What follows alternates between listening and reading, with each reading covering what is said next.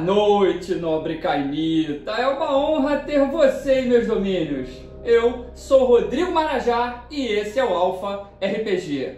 Galera, no vídeo de hoje, finalmente, a gente vai finalizar a nossa sessão número 10, né? É o último vídeo da nossa crônica de Hermannstad, Transylvania by Night. E no vídeo de hoje, a gente vai trazer para vocês como é que foi os momentos finais dessa crônica tão legal. Galera, a gente retoma a história passando um bom tempo, tá? A gente tem um lapso temporal aí, tem uma passagem de tempo de mais ou menos um mês.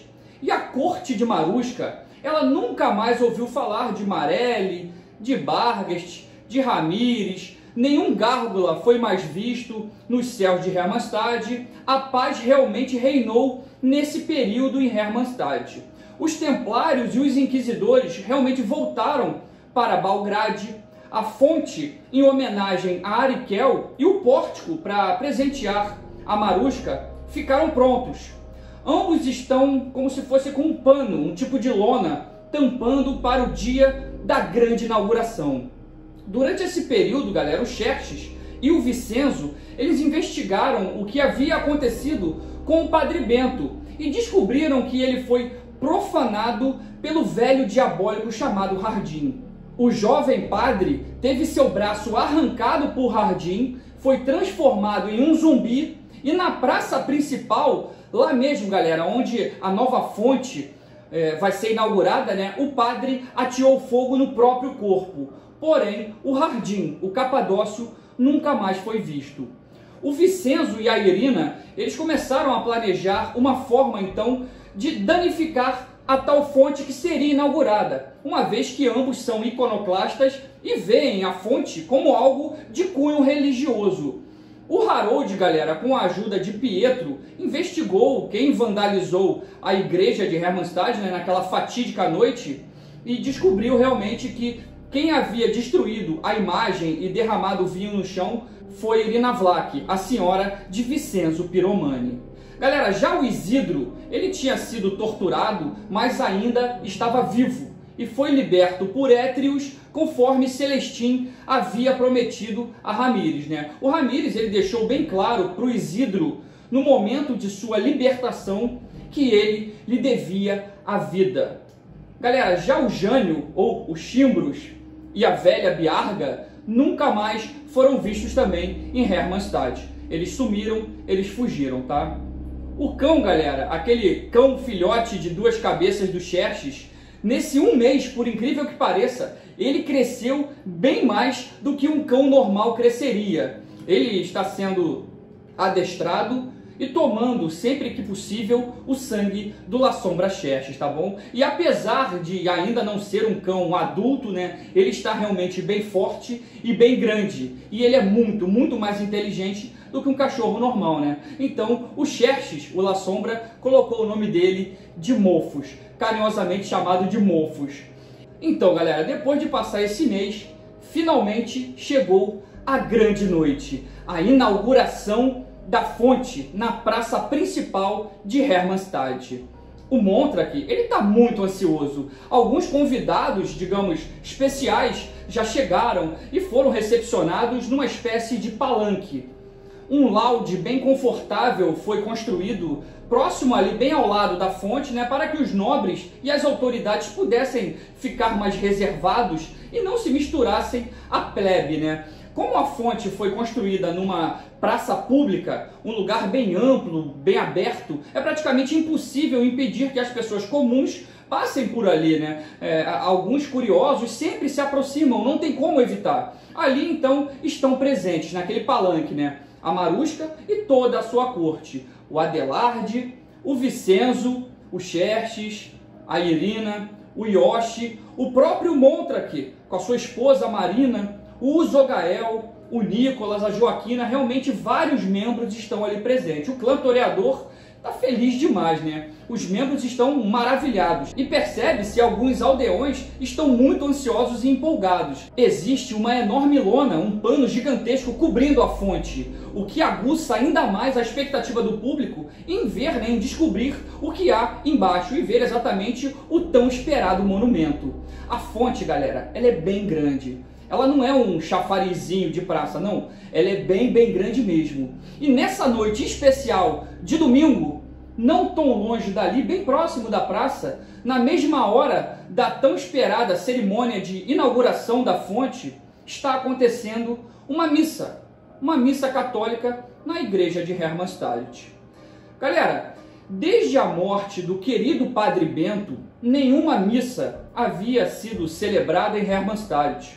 E no momento em que o Montrach recebia e cumprimentava os seus ilustríssimos convidados, na rua ao lado, o novo padre da cidade, o padre Eustáquio, estava rezando uma missa. A igreja, ela está bem cheia. Muitos dos fiéis estão presentes hoje também na intenção de conhecerem o novo padre da cidade. Então, num determinado momento da missa, o padre Eustáquio inicia um sermão. Meus irmãos e irmãs, hoje faz um mês da morte do nosso querido Padre Bento. O Santo Padre que foi tirado de nós por aquela criatura das trevas chamada Hardinha da Mar, que profanou o seu corpo e maculou sua pura alma. Mas, irmãos, enquanto eu, Padre Eustáquio, estiver aqui, nunca mais esses demônios irão manipular a Santa Igreja Católica. Aleluia! E o povo grita, né? Aleluia, aleluia! Faz um mês, meu povo, que Padre Bento, mesmo sem um de seus braços, ateou fogo no próprio corpo. A praça principal dessa cidade, foi lá que ele cometeu esse ato. Praça essa, aonde agora, nesse exato momento, estão inaugurando uma tal fonte.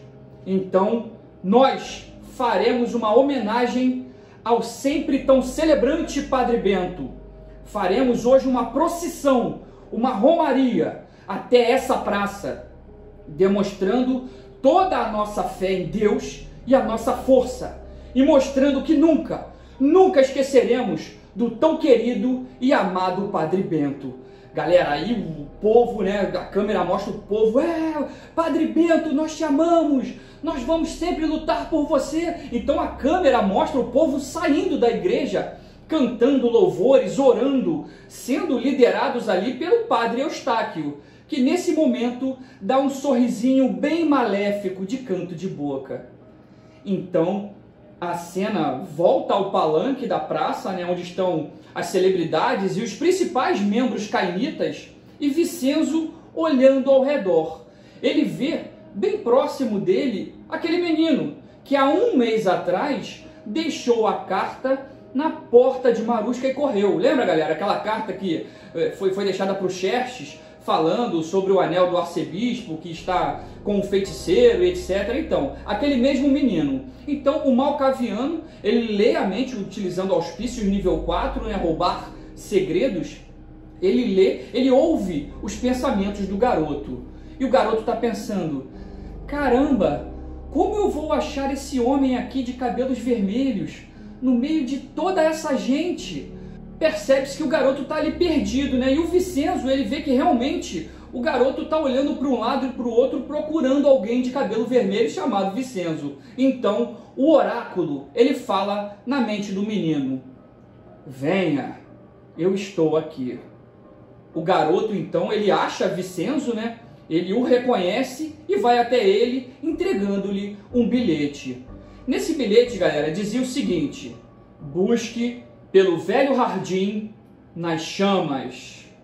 Galera, Ramires também enviou esse bilhete para o Malcaviano, tá? Justamente para dar uma dica sobre onde estão os Tremere. Já que o Hardim, né, o atual Harold, está na companhia dos feiticeiros, com certeza o Vicenzo passaria tal informação a Príncipe Marusca. Vocês perceberam, galera, que o Ramires, ele só quer ver o circo pegar fogo. Ele quer ver a treta generalizada. Então, o Vicenzo, realmente, ele tenta buscar, né, uma pista, né, sobre quem é o remetente daquela tal carta, analisando a cabeça, a mente do menino, mas ele não consegue. Então, galera, o Malcaviano, ele desce do palanque, ele caminha até um local mais reservado e olhando para uma vela, ele vê o Capadócio Hardin, há um mês desaparecido. O Hardin, ele está com uma aparência bem diferente atualmente, né? Ele está careca, sem barba, e ele está andando pelo cemitério de Hermannstadt, próximo ali das criptas. E hoje, depois desse tempo todo, o oráculo finalmente conseguiu ver aonde está o velho Capadócio. Muito provavelmente, galera, o Harold, ele estava protegido ali contra a localização, né, no tempo em que ele se encontrava morando na Capela Tremé. E o Vincenzo, ele se comunica então mentalmente com o Capadócio. Boa noite, Hardin.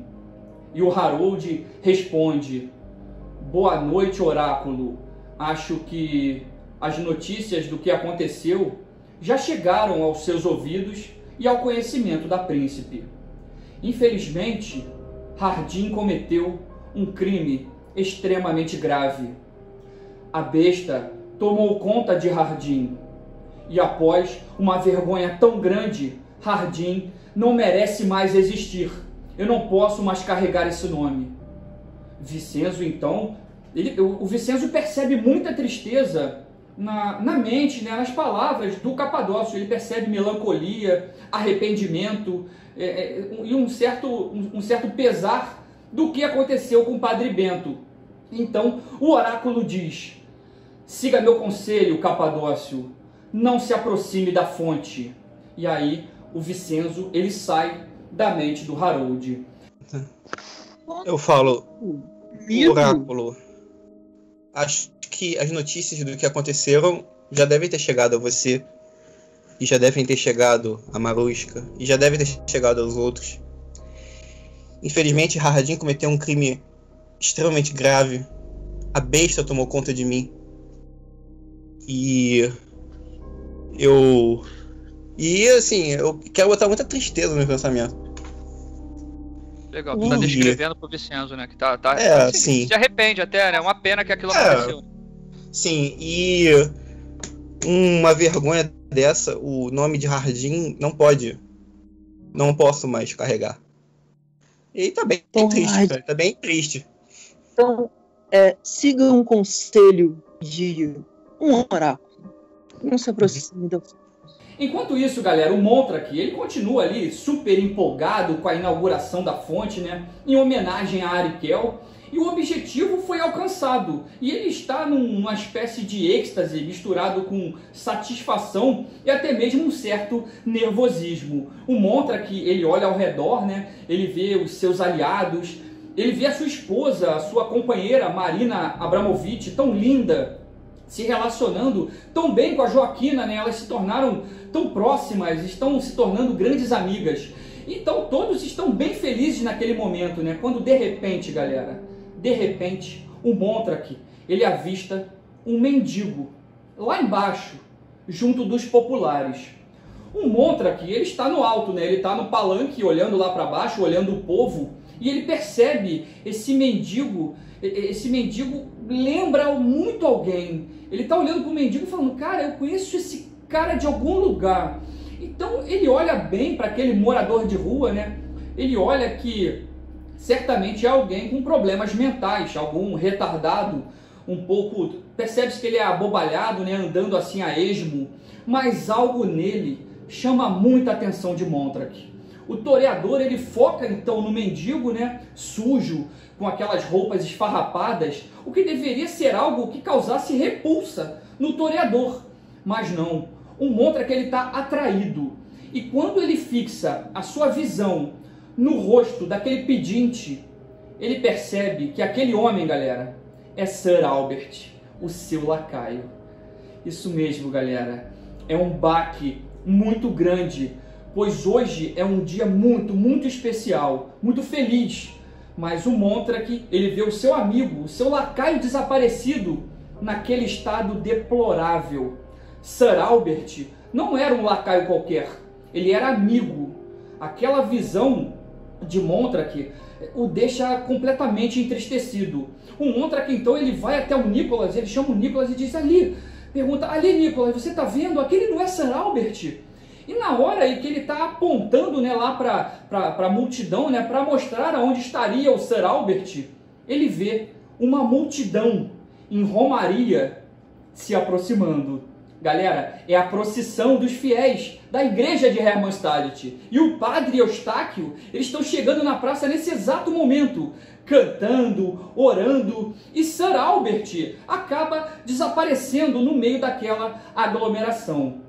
E nesse momento, galera, eu parei e fiz um flashback, uma cutscene, né, onde a gente volta ao passado, naquela noite em que o Harold tocou o rosto de Sir Albert, lembram? Lá na frente da Malgorzata e na frente dos Tremere, naquele momento que o Harold usou Mortis 2, Murchar, no Sir Albert, dando-lhe uma mácula temporária, tentando salvá-lo de alguma forma, uma vez que a Malgorzata, né, queria que ele utilizasse a adaga. Então, naquela noite, galera, os Tremere, eles acharam que o Sir Albert estava morto e jogaram seu corpo desacordado num terreno baldio. Eles desovaram em um lugar qualquer o corpo do Sir Albert. E aí o que aconteceu? No dia seguinte, terminando os efeitos do poder Mortis 2, o Sir Albert, ele voltaria ao normal, né? Na verdade, ele despertou, mas parece que ele bateu a cabeça ou ficou com algum tipo de sequela muito grave. Então ele, quando ele despertou, ele não conseguia lembrar nem o seu próprio nome. Ele não lembrava quem ele era, onde ele morava, nem conseguia falar direito. Ele estava realmente bem perturbado. Talvez o poder do Capadócio tenha causado algum coágulo ou atrofiou o cérebro do Sir Albert. E de qualquer forma, durante esse tempo, né, esse um mês, ele ficou vagando ali pelas ruas, sem comida, sem banho, sozinho e sem rumo. Então, galera, a gente volta à cena, né, no momento atual, onde a procissão católica chega próximo da fonte e o povo começa a puxar a lona que está cobrindo o monumento, né? Os membros da Sociedade Rosa de Caim e alguns seguranças, eles tentam impedir, né? Então inicia-se um princípio de tumulto. A lona é puxada, indo ao chão e revelando o que há por baixo. Galera, uma linda fonte, linda, linda, de mármore e pedras, imensa, a fonte é imensa, com a imagem de Arikel bem no meio, bem lá no alto, onde fica a água, acima da água. Alguns populares ficam maravilhados e tentam subir na grade, naquela grade de proteção que está em volta, né? Então começa aquele empurra-empurra e o Vicenzo, que está lá embaixo, ele acena para a Irina, né? Irina Vlach, a sua senhora, né? Então a Irina, ela desce do palanque também e ambos, na intenção de, caso surja a oportunidade, eles arrumem uma maneira de danificarem a tal fonte, pois, como nós falamos, eles são iconoclastas fervorosos. E sim, galera, a fonte é um símbolo religioso, inclusive tendo a imagem da deusa Ishtar, né, bem lá no alto, a Arikel, conhecida também como Ishtar. Então, até que num determinado momento, uma mulher, galera, uma popular qualquer ali, ela consegue escalar a tal grade, ela entra na fonte, ela sobe ali na praça, onde tem aquela água, né? Ela chega até a água e ela começa a ficar tomando banho ali, cara, tomando banho na água, mergulhando. É uma confusão realmente bem grande. O Montra, que ele fica indignado com aquela cena, né? O Vicenzo, então, o Malcaviano, no meio lá do povo, né? Discretamente ele começa a incentivar a baderna e a confusão. Galera, o Montra, ele começa a entender que as coisas estão saindo do controle e que ele precisa, o mais rápido possível, tomar uma atitude. Mas ele percebe também que as pessoas não estão protestando contra a fonte. Elas não estão com o intuito de estragar ou destruir o monumento. Elas estão apenas ansiosas, agitadas demais, principalmente por estarem sob a influência daquele novo padre. E as pessoas que estão ali relembrando o que aconteceu ali naquela praça, né, que foi onde o Padre Bento morreu queimado. Então realmente as pessoas ficam com os ânimos à flor da pele. Então o Montra, ele começa a pensar o que pode fazer para dispersar aquela multidão. Quando de repente, galera, ele vê vindo na direção da praça principal um carroção, uma carroça bem grande. Galera, e essa carroça, esse carroção bem grande, por incrível que pareça, ela está sendo puxada, não por touros, por cavalos, por bois, não. Ela está sendo puxada por um elefante, galera. E conforme o elefante, ele vem andando, O chão vai vibrando, vai tremendo, né, com suas passadas pesadas, as passadas daquele majestoso animal, todo adornado. Várias peças lustrosas brilham à luz da lua. Ele caminha enquanto a sua tromba balança de um lado para o outro, como se fosse um pêndulo. Então, sobre ele, sentado, está um homem bastante atlético, bastante forte e com a pele mais bronzeada do que o normal, controlando-o com rédeas. Atrás daquele enorme carroção reforçado é trazida uma estátua de mármore com aproximadamente 4,5 metros de altura, realmente uma estátua gigantesca também. O Montrak, ele sabe que trata-se de um presente especial de um de seus maiores patrocinadores, chamado Vultur Kokoshi, um nobre que doou muito dinheiro para a obra de Montrak. E esse nobre, galera, ele disse que contribuiria com um pequeno ornamento que pudesse engrandecer ainda mais a beleza da fonte de Arikel. E nessa estátua, galera, retrata simplesmente a imagem de Marushka. A imagem não retrata o rosto cadavérico da príncipe, não. Vê-se apenas um capuz sobre a cabeça e um detalhamento ímpar que retrata vários lobos como se fossem um manto circulando ao redor da Nosferatu, vestindo-a e a protegendo. A estátua é muito extravagante e o público, ao perceber a presença daquele elefante puxando aquela estátua, eles ficam maravilhados. Muitos deles, galera, nem ouviram falar da existência daquele tal animal. Aqueles mais ricos que tiveram a oportunidade de viajar para o Oriente falavam sobre tais criaturas, mas a maioria das pessoas nem acreditava. Não poderia acreditar que tal animal poderia realmente existir. Então o público vai abrindo passagem, né? O tumulto que estava se iniciando se encerra, né? Todos boquiabertos admirando tal cena. O elefante então para, o homem que está montado nele desmonta, descendo por uma espécie de escada de cordas lateral que ele desenrolou, né? Então aquele forte homem desce, caminha entre os populares em direção ao palanque. E todos ali param e ficam olhando para ele. Galera, ele sobe, esse homem, ele sobe a escadaria do palco, né, onde está Montrak. Ele faz uma mesura respeitosa e tira de suas vestes uma carta e estende em direção ao toreador. O Montrak, ele olha para o lado, ele vê o Zogael, ele vê Nicholas, ele vê sua esposa Marina. Todos os toreadores estão maravilhados. A própria príncipe Marushka está encantada com aquela estátua, está lisonjeada com tamanha homenagem. O Montrak, então, ele entende que aquela obra de arte não foi trazida para competir com a fonte de Arikel ou para afrontá-lo. Não, nada disso. Nada seria capaz de ofuscar a magnitude da fonte de Arikel. Então o Montrak, ele vai até o homem, pega a tal carta, mas o homem não solta de imediato.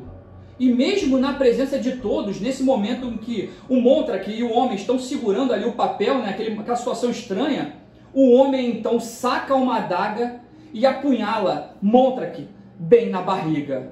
O toreador, ele sente o golpe, né, ele se curva, colocando a mão na barriga, e o Zogael então corre gritando: atacaram o Montrak! Atacaram o Montrak! Galera, deixa eu fazer uma observação aqui rapidinho. Como parte da cerimônia de inauguração da tal fonte, o Montrak, ele havia deixado um de seus lacaios com a tarefa de tacar fogo na água da fonte.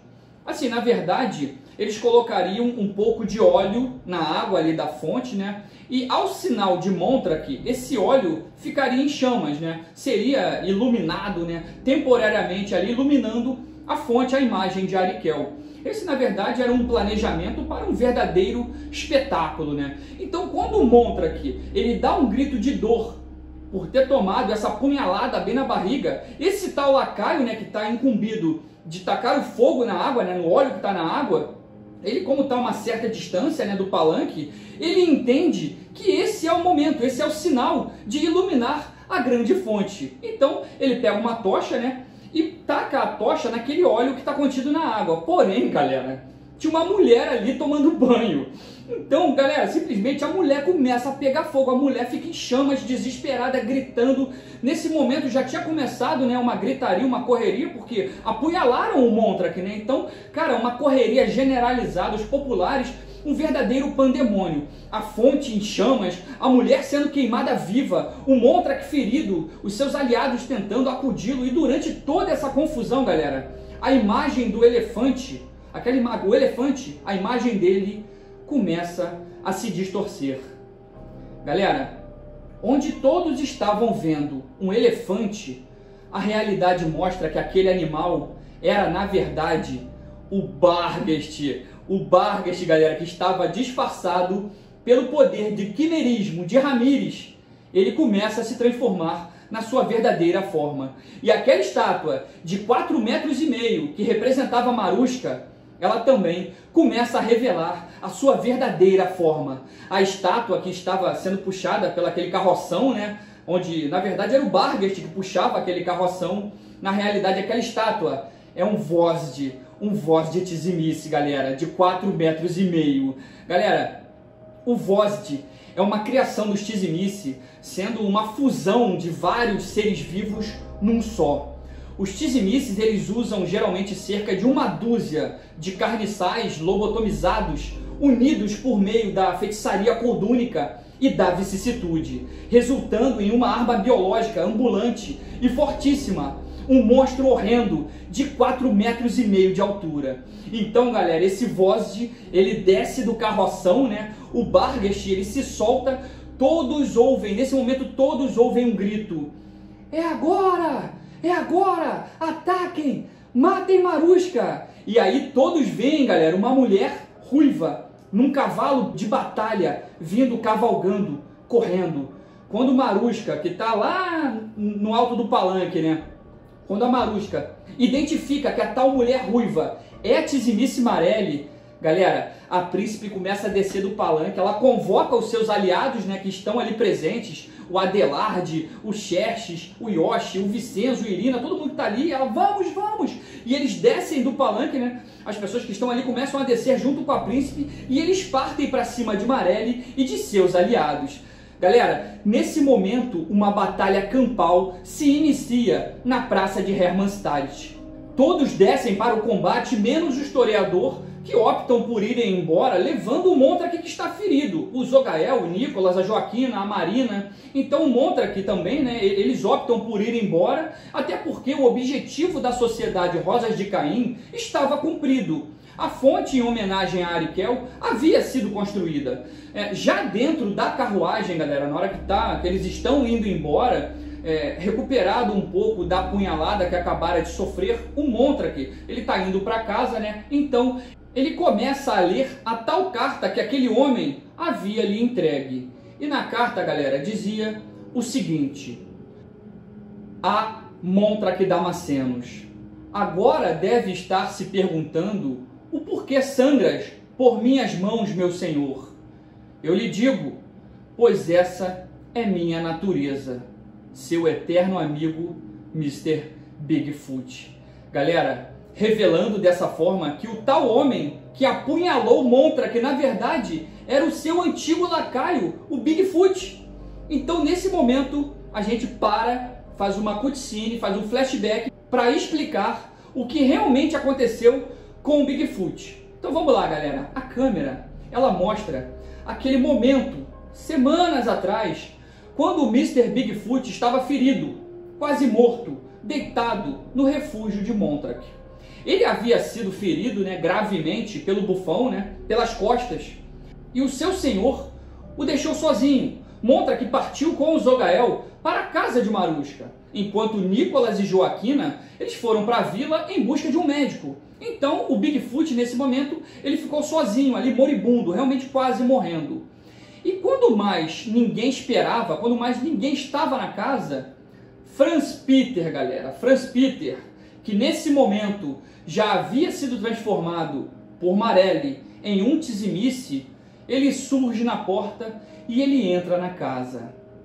O Franz Peter, o mensageiro de duas faces, ele se aproxima do Bigfoot, que está ali deitado, sangrando muito, desacordado, o Dois Rostos sorri para o grandão, né? Ele sorri para o Bigfoot e morde o pescoço do lacaio de Montrak, drenando todo o sangue que ainda restava no corpo de Bigfoot. E em seguida, ele corta o próprio pulso e começa a pingar sua VT na boca do lacaio Bigfoot. Galera, a tela escurece e a câmera mostra algumas noites depois o Bigfoot já transformado em vampiro, né, sentado na presença de Marelli. A gente vê Franz Peter e ele diz para Bigfoot: Bigfoot, se dependesse de Montrak, você hoje estaria morto. O Montrak, ele não ia te salvar. Ele te abandonou. Ele não ia te transformar nunca em um imortal. Nós, Tzimice, te demos a possibilidade da vida eterna. E aí a câmera mostra o Bigfoot confirmando, né, concordando com a cabeça. A Marelli, então, nesse momento se levanta, se aproxima, utilizando a sua vicissitude, e muda a aparência de Bigfoot, para que ele não fosse reconhecido quando se aproximasse do Montrak para lhe entregar a carta e dar-lhe aquela apunhalada, né? A apunhalada, galera, foi uma vingança contra Montrak por não tê-lo salvo.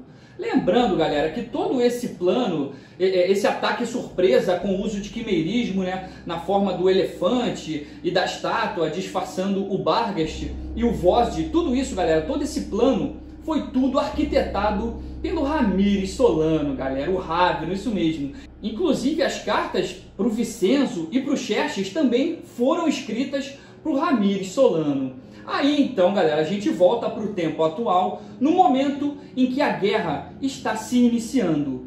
Inclusive o Ramírez, ele está disfarçado de mendigo em um canto ali da praça, assistindo a tudo, como ele sempre desejou.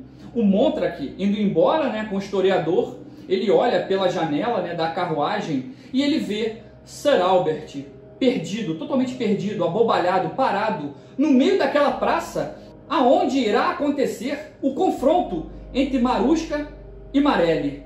Mas Montrak, ele opta por deixá-lo para trás. Apesar dessa atitude deixar seu coração em pedaços, seria muito perigoso retornar à praça naquele momento.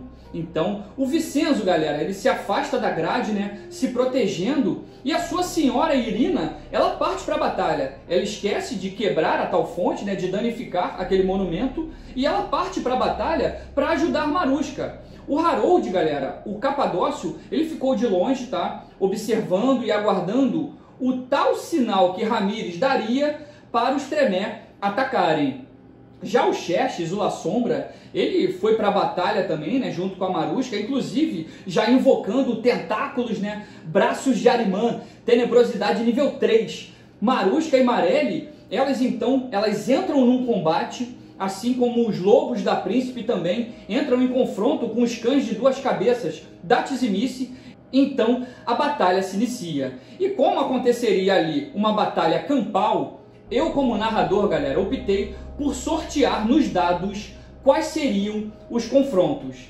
E os dados definiram o seguinte, galera: Xerxes caiu contra um Tzimice, aliado de Marelli.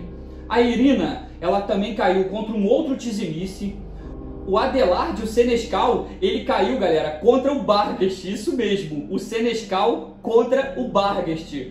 Já o Yoshi, ele caiu no sorteio, né, contra o Franz Peter, né, eles iam lutar entre si.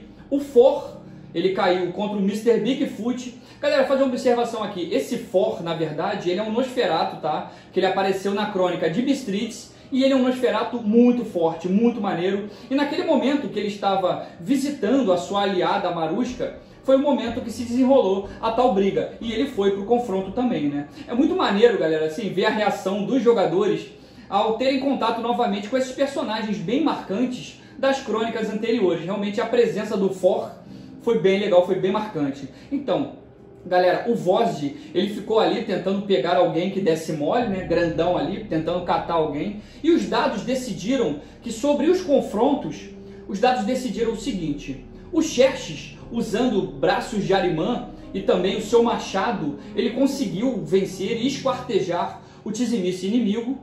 Já a Irina Vlach, ela utilizando a sua combinação de ofuscação com demência, ela conseguiu também derrotar esse outro Tzimice, tá? Isso tudo eu rolei no dado, galera, foi tudo sorte, tá? O Adelard, o tal sumido, né, Senescal, Nosferatu, ele, mesmo muito, mas muito ferido, ele conseguiu com sua potência 5, galera. Pô, o Nosferatu é muito forte, né?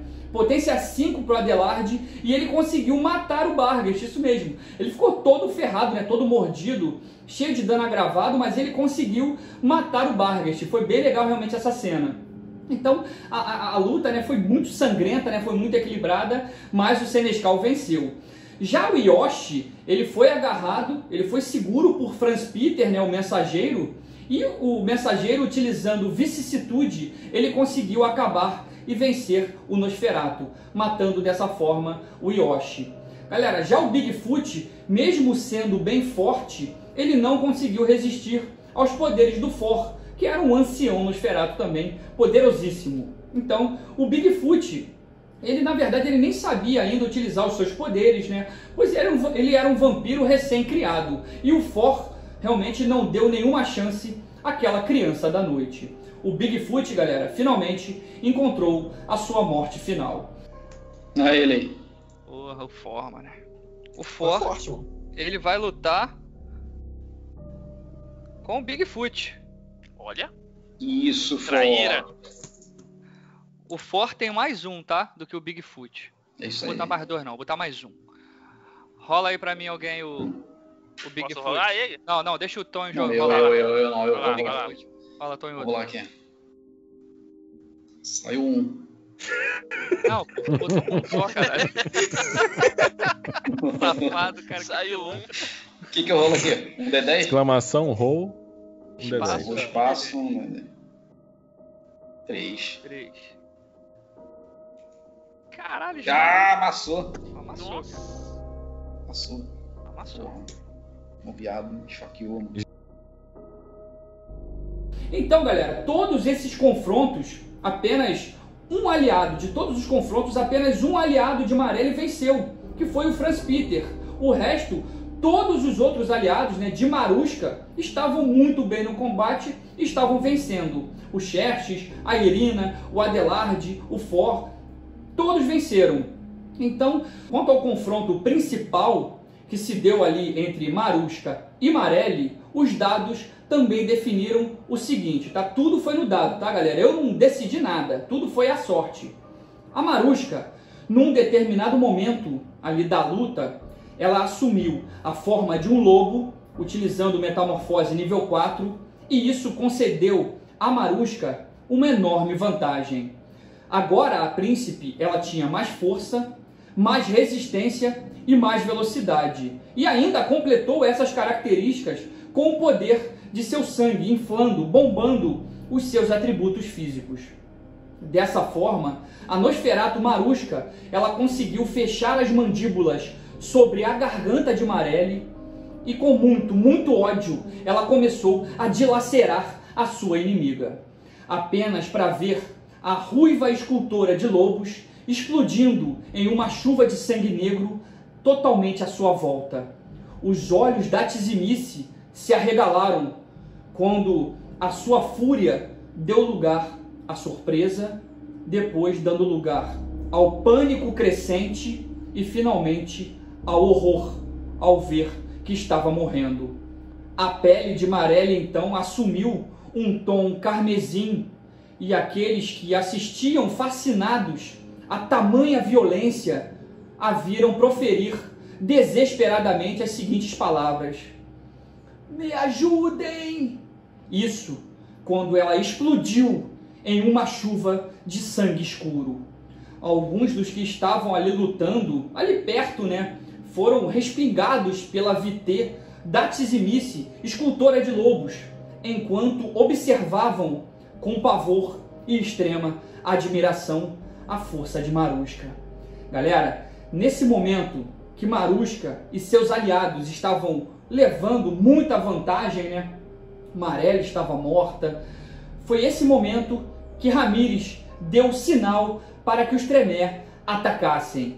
Estava definido que quando o mármore frio vertesse sangue, era o momento dos feiticeiros atacarem. Então o Ravino Ramírez, ele usa o seu poder de quimeirismo, fazendo com que a estátua de Arikel, lá no alto da fonte, comece a chorar sangue. E os Tremé que estavam ali escondidos, assistindo a tudo aquilo, eles correm e começam a guerrear também. E a gente vê, galera, 5 gárgulas vindo voando no céu escuro de Hermannstadt e atacando aquele voz de gigante. Aquela cena dantesca, galera, um monstro de 4,5 metros sendo atacado por aquelas 5 criaturas aladas, aqueles morcegões gigantes. E bem do lado, ali, os aliados da Príncipe, né, eles são pegos de surpresa pelos Tremé, o Celestine, o Gabor, o Pietro, os Gárgulas. Eles chegaram com fôlego total, né, na surpresa, na covardia. Gabor, ele chegou dando raio, né? Ele segue o caminho do relâmpago, né? Nível 4, então ele já chegou dando raio. O Pietro, que tem Creu Ignem, tacando fogo. E a batalha começou a ficar mais intensa ainda do que já estava, né? A Marushka, que já estava muito ferida da luta que ela teve com a Marelli, o Xerxes também estava muito machucado, a Irina, o Adelard então, que venceu o Barghest, né? Nem se fala, ele estava todo arrebentado, ele estava todo ferrado. Mas de repente, galera, algo muito bizarro aconteceu.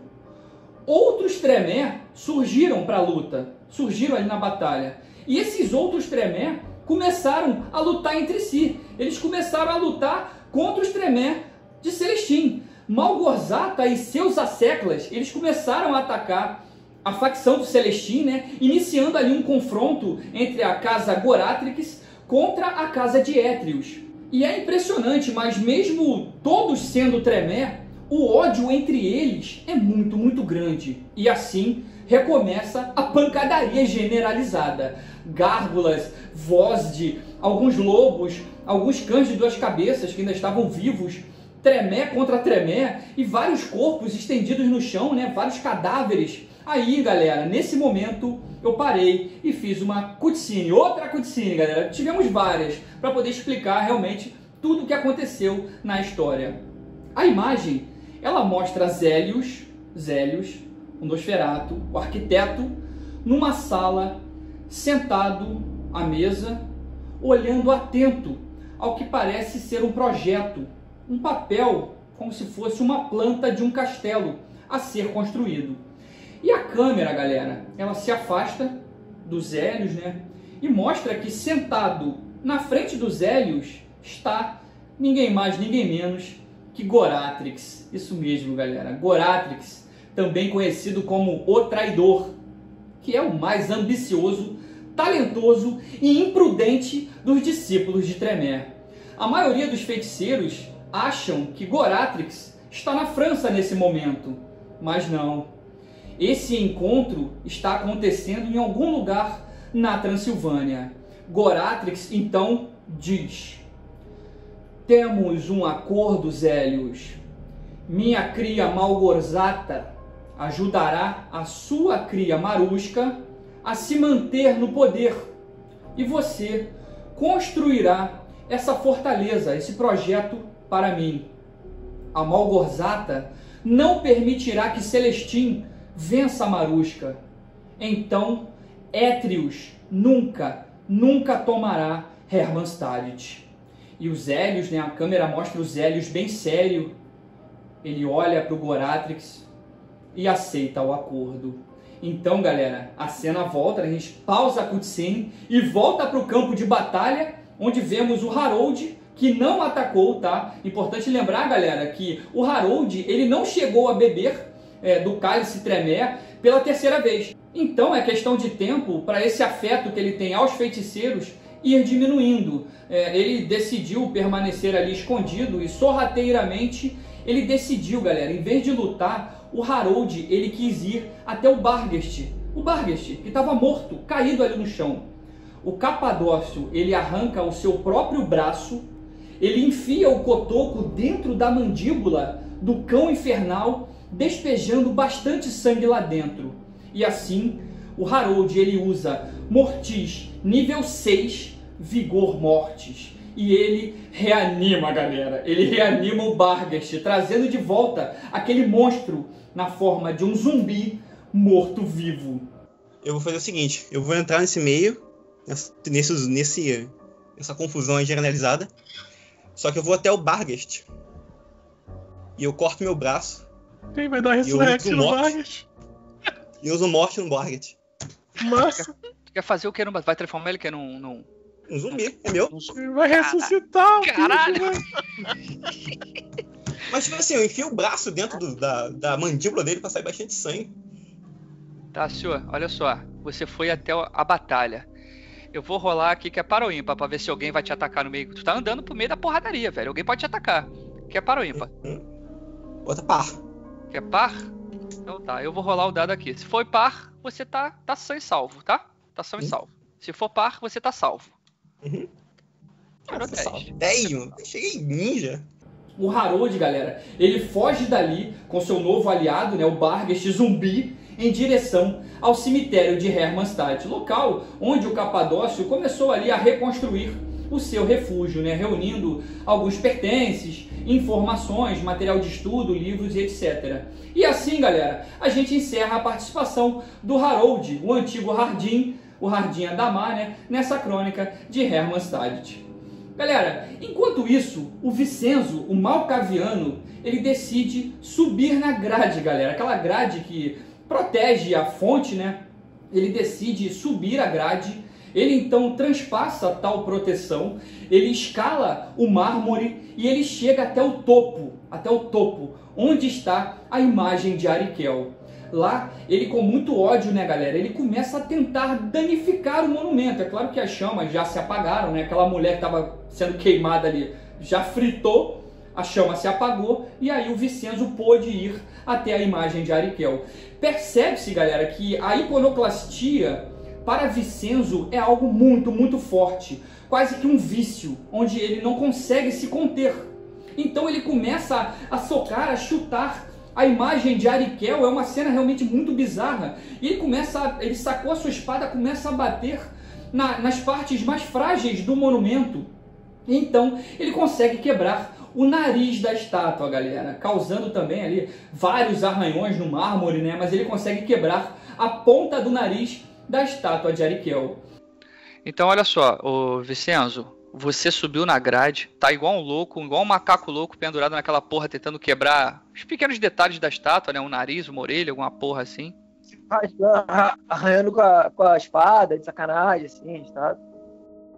Beleza. Eu quero que você jogue um D10 pra ver o quanto você foi eficaz em quebrar a estátua. Rola um D10 pra mim.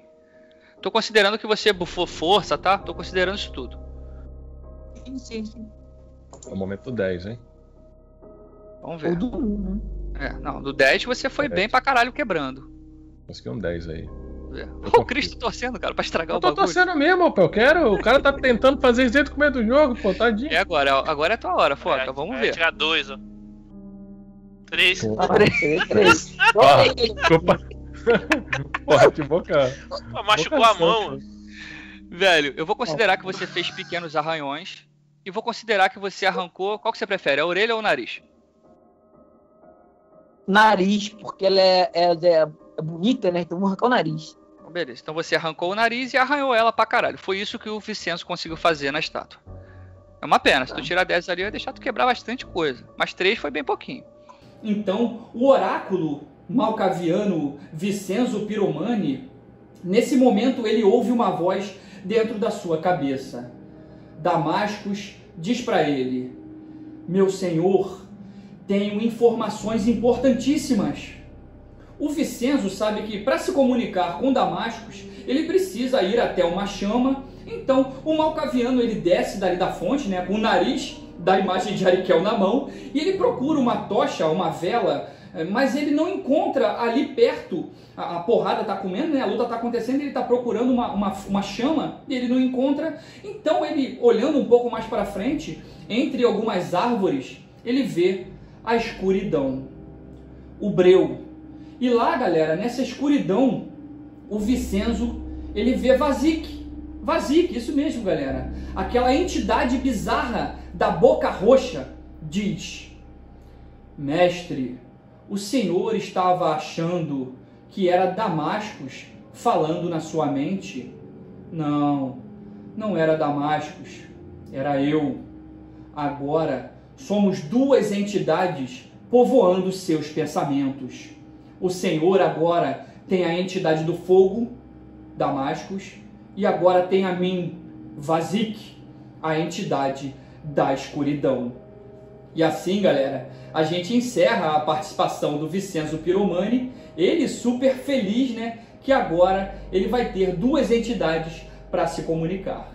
Galera, nos momentos finais daquela batalha épica, onde vemos os Tremé se degladiando, Celestine muito ferido e os seus aliados acabam fugindo, né? Malgorzata também muito machucada, ela corre tentando fugir de alguma maneira. E nesse momento o Ramírez, que estava ali assistindo a tudo, fingindo ser um pedinte, quando o Ramírez vê Malgorzata fugindo sozinha para uma rua deserta, galera, ele decide ir atrás dela.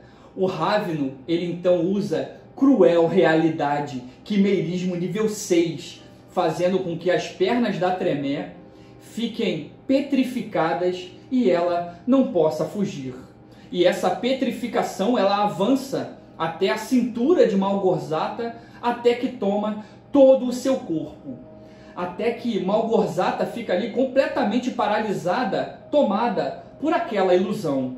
Ramírez então se aproxima lentamente e morde o pescoço da feiticeira, iniciando assim o processo de Diablerie.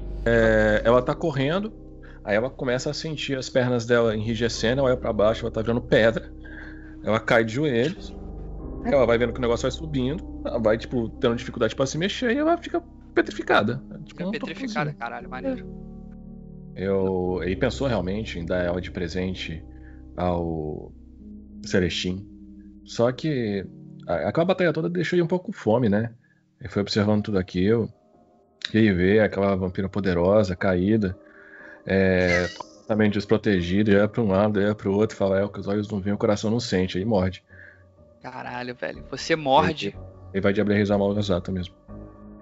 Ele vai bebendo, bebendo, bebendo o sangue grosso e quente daquela feiticeira, quando de repente ele é interrompido pela aproximação de alguém.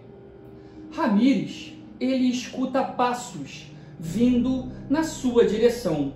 Então ele para de beber aquele sangue, ele olha ao redor, então ele vê 3 gangrel parados olhando para ele. Isso mesmo, galera. Aqueles 3 gangrel que Adelard implorou tanto para que ajudassem Maruska. O Ravno, então, ele para de sorver, né, o sangue da Tremé, ele se levanta e a gente, galera, encerra a participação de Ramírez Solano na nossa crônica. Quanto ao Xerxes, galera, ele sai vitorioso junto ao príncipe, né? Ele olha ao redor, ele vê vários inimigos mortos no chão, ele vê que alguns fugiram e o La Sombra ter ficado ao lado da príncipe até o final foi crucial para a vitória de Maruska no campo de batalha. Com certeza o Xerxes vai ser muito bem recompensado pela sua lealdade. E assim, Xerxes Lemal encerra também a sua participação na nossa crônica. Galera, perto dali, a carruagem que leva a Montrak para um lugar seguro, ela acaba passando por baixo do pórtico, aquele portal que foi construído pelo próprio toreador para presentear Maruska. Mas infelizmente, né, o tal pórtico nem pôde ser ofertado a príncipe, né? Esse portal, na verdade, ele fica bem na entrada da rua principal de Hermannstad, que dá acesso à fonte de Arikel. Então, a rua principal, ela tem um pórtico. Infelizmente, essa batalha, né, que se iniciou, não permitiu que o presente fosse dado a príncipe, né? Mas esse pórtico, galera, a construção do pórtico, o Montrak deixou uma surpresa.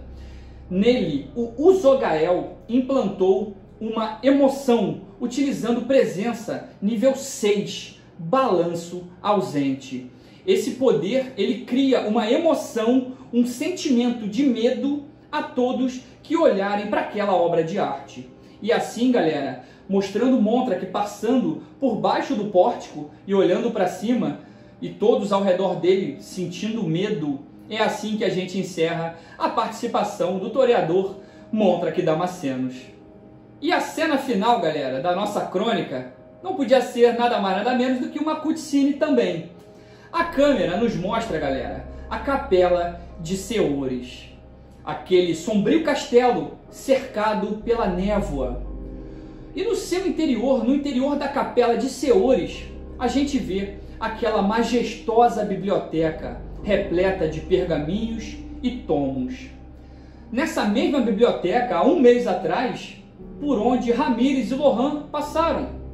Só que nesse momento a gente vê Etrius sentado, só que na companhia de ninguém mais, ninguém menos que o arcebispo Ambrósio Luiz Monsada. Ambos estão sentados ali, bem confortavelmente, naquelas poltronas super aconchegantes, e Etrius se inclina delicadamente para frente, né? Estica o seu braço direito e pega uma taça que contém ali um pouco de sangue. Esse movimento sutil para pegar a taça, nota-se claramente que o Tremé, Etrius, estava fazendo questão que o arcebispo percebesse o anel que nesse momento adornava o seu dedo. Ambrósio Luiz Monsada então diz: Lorde Etrius, obrigado mais uma vez por sua hospitalidade. Também fui muito bem recebido em Hermannstadt por Marusca semanas atrás. Ambrósio olha profundamente dentro dos olhos de Etrius. Ele olha para o anel no dedo do regente e percebe claramente que trata-se do seu anel. Presente esse dado por sua cria Xerxes Lemal. Então o arcebispo diz: Que item magnífico, milord! Conte-me, como foi que conseguiu tal precioso artefato? Você deve ter pago um preço bem alto por essa joia. Então o Etrius responde: Ah, Monsada, você quer saber na verdade quem roubou ele de você e trouxe até aqui para negociar comigo, né? É isso que você quer saber, né, arcebispo? O arcebispo ele fecha o semblante e ele assente com a cabeça. E dessa forma, com essa conversa entre Etrius e o arcebispo La Sombra, a gente encerra a nossa crônica Hermannstadt Transilvânia by Night. A gente encerra por aqui, galera. Eu espero que vocês tenham gostado bastante, tá? Foi uma experiência incrível poder narrar, em paralelo, né, trazer essas descrições para vocês. Agradecer cada um de vocês, galera, que separou uns minutinhos, né, para acompanhar essa nossa história. Você que deixou um like, que deixou uma mensagem de incentivo, esse apoio é muito importante pra gente. Pô, obrigado mesmo, valeu mesmo. E eu queria também aqui deixar meu muito obrigado aos jogadores, né? Sem eles, essa incrível história não teria acontecido, né? Quase tudo, galera, que aconteceu na trama foi o mundo de Hermannstadt reagindo às ações, às intenções e às decisões, né? Os planos dos personagens. Eu só praticamente incluí o pontapé inicial, trouxe um pouco da lore do jogo, incluí alguns NPCs famosos, mas o grosso mesmo, galera, as coisas mais importantes da crônica, realmente foi tudo estabelecido pelos jogadores e por seus personagens. Eu queria agradecer aqui a participação dos amigos Fernando, Vitor, o Tássio, agradecer também ao amigo Alessandro, que atualmente não está morando aqui no Rio de Janeiro, né, mas ele está morando em São Paulo, mas pôde participar, já que essa crônica foi toda via internet, né? Então deixar um abração aqui também para o Cristiano Cristo, do canal Crônicas da Meia-Noite, tá? Que abrilhantou muito, ainda mais as nossas sessões de jogo. Aprendemos muito com a participação do Cristo. E também deixar aqui um abraço especial para o amigo Bruno, que criou o personagem Gabor, o Tremé, que fingia ser salubre, né? Mas infelizmente o Bruno ele não pôde jogar conosco devido a compromissos de trabalho, mas o personagem dele apareceu e foi bem legal, a participação foi bem marcante. Deixar também um abraço bem especial, galera, para o Sérgio. Dessa vez o Serginho não pôde jogar conosco, né? Mas na crônica passada, a crônica de Bistritz, pô, o Serginho arrebentou jogando com a sua personagem Zemina Dente Verde. uma Nosferatu bem sinistra e bem maneira. E falando, galera, sobre a crônica de Bistritz, que jogamos em 2019, pode ser que um dia eu traga para vocês, tá, aqui no canal, os detalhes, né, de como foi essa incrível aventura que se passou em Bistritz, tá? Então, para não perder nenhum conteúdo, por favor, se inscreva no canal, galera, ative o sininho de notificações para que você seja avisado quando a gente postar novos vídeos, tá bom? Deixa seu like aí e a gente se vê em breve, galera, bem em breve. Um abração, fui! Valeu!